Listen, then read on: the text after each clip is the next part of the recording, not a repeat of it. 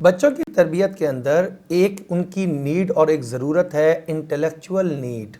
یعنی ان کی ذہنی نشو و نما کرنا۔ یہ بھی تو والدین کے ذمہ داری میں داخل اور شامل ہے۔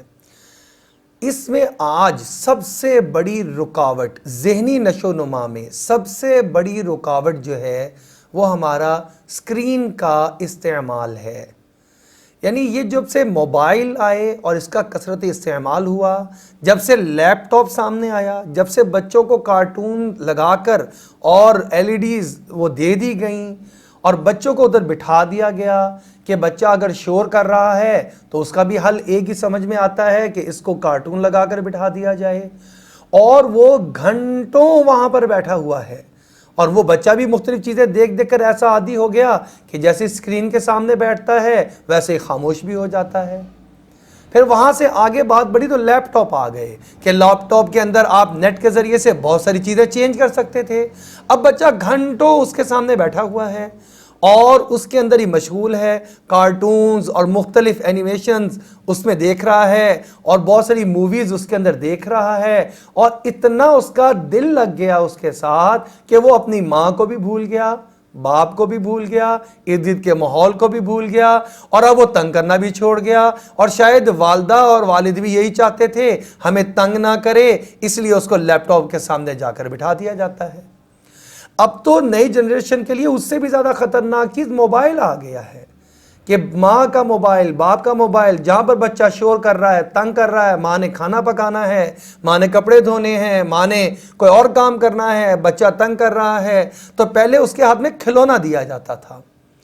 اس کو کوئی غبارہ، کوئی بیلون، کوئی جھنجھنا، کوئی اس طرح کی چیز، کوئی اس کو گاڑی، کوئی لڑکی ہوتی تھی تو گڑیا، یہ چیزیں دی جاتی تھیں۔ اور آج ان ساری چیزوں کو پیچھے ہٹا کر اس کو موبائل میں کوئی چیز لگا کر اس کے ہاتھ میں پکڑا دی جاتی ہے۔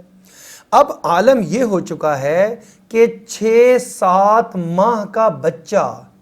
اتنا چھوٹا بچہ جس کو صرف ابھی بیٹھنا آتا ہے، اسے کرالنگ کرنی بھی نہیں آتی، چلنا بھی نہیں آتا، لیکن وہ بیٹھ سکتا ہے، وہ بھی موبائل کو لینے کی کوشش کرتا ہے،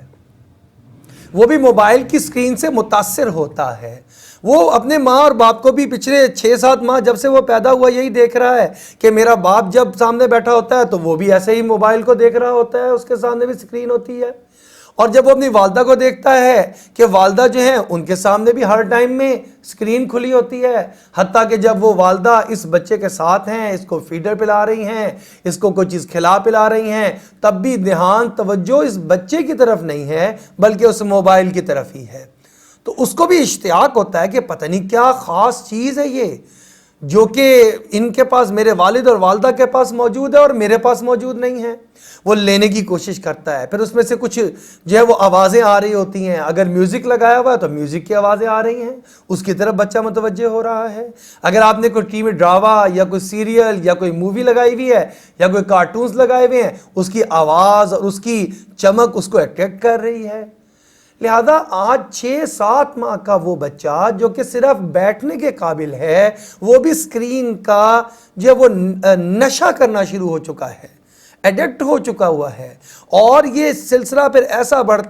بڑھتا ہے کہ اگر 5-7 سال کے بچے کو آج کل کے آپ دیکھیں تو ایک محفل لگی ہوئی ہے بھری، سارے رشتہ دار بیٹھے ہوئے ہیں، بہن بھائی، والد والدہ بیٹھے ہوئے ہیں، اور اس کو دنیا اور جو کچھ دنیا کے اندر ہے اس سے کوئی غرض نہیں ہے۔ وہ دنیا وما فیہا سے غافل ہو کر صرف اور صرف اس موبائل کے اندر ہے، اور اتنی بری طرح اس کے اندر گھسا ہوا ہے کہ اس کو اس کے علاوہ نہ کچھ سنائی دے رہا ہے، نہ کچھ دکھائی دے رہا ہے، بلکہ اتنی آگے حالت بڑھ گئی کہ آپ کو جب 2 گھنٹے لگاتار آپ نے دیکھا کہ بچہ موبائل کے ساتھ چپکا بیٹھا ہے، آپ نے جب اس سے لینے کی کوشش کی تو اس وقت میں وہ چیختا ہے، وہ روتا ہے، وہ چلاتا ہے، وہ احتجاج کرتا ہے کہ مجھ سے کیوں لیا جا رہا ہے۔ اس طرز عمل پر ہمیں آج سے غور کرنے کی ضرورت ہے۔ اگر بچپن سے ہی بچہ سکرین کا اتنا عادی ہو گیا، موبائل کا اور لیپ ٹاپس کا اور اس طرح کے LEDs کا،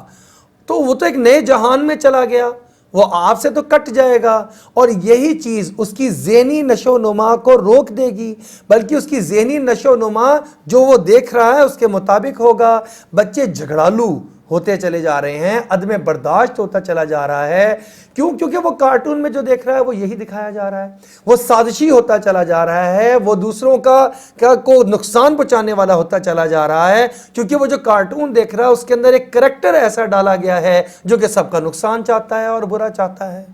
اس لیے یاد رکھنے کی ضرورت ہے، ہمیں اپنے بچوں کی تربیت کرنی ہوگی، اس کے اندر ہم نے ذہنی ضرورت کا اور انٹلیکچول نیڈ کا خیال رکھنا ہوگا، اور اس میں سب سے بڑی اس نشو و نما میں رکاوٹ یہ سکرین ہے، لہذا سکرین کو اپنے بچوں سے جتنا دور کر سکتے ہیں اتنا دور کر دیں، اور بچوں سے تب ہوگی دور یہ سکرین جب والد اور والدہ اور دیگر اس کے بڑے بہن بھائی اپنے آپ سے سکرین کو دور کر دیں گے۔ وہ آپ کے عمل سے سیکھے گا، وہ آپ کے حکم کو نہیں مانے گا بلکہ دیکھے گا کہ آپ کیا کر رہے ہیں۔ آج سے ہم اپنی زندگی میں تبدیلی اور بدلاؤ لانا شروع کر دیں، ہمارے بچوں کی زندگی کے اندر بھی بہترین اور مثبت بدلاؤ آنا شروع ہو جائے گا، اور بچوں کی ذہنی نشو و نما بہترین اور مثبت انداز سے ہونا شروع ہو جائے گی۔